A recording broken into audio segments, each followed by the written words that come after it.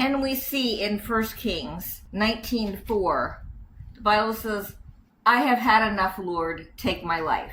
We see that even Elijah, a great prophet of God, felt abandoned. He felt alone. We are not alone in that we feel like God has abandoned us just because he's being quiet. But his quietness does not mean that we've been abandoned. He's instead building something in us. He's strengthening us. He's building our character from the inside out. And we're only concerned with the circumstances that are going on in our lives right now. The ones that we can see in front of us.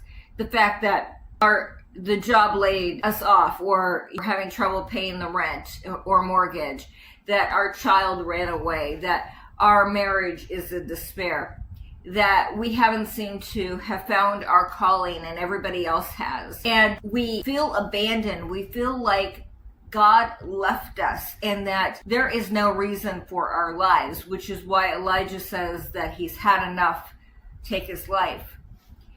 He is creating that desire in you to be who he called you to be. And he's creating the character of the person you have to be in order to fulfill your purpose, the assignment that he had on your life. But instead, we like to throw a pity party and think about all the things that we don't have, instead of rehearsing all the things that God has done for us in the past and remembering all the things that we do have.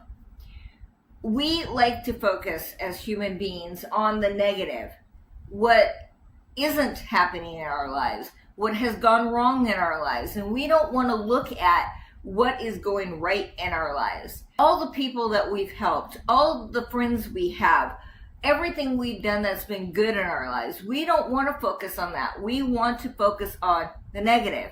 And that is what happens in society. When you turn on the news, you do not hear the good stuff. You only hear the bad stuff.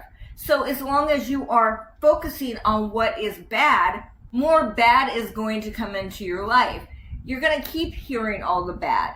And we have to make sure that we are focusing on what is positive, focusing on the good in life, focusing on those people who are helping other people. Focus on who we can help. Because when we focus on somebody else, when we put our efforts into helping other people, we start to change the world one person at a time. And we start to help ourselves in the process because we're getting our minds off of ourselves and onto somebody else.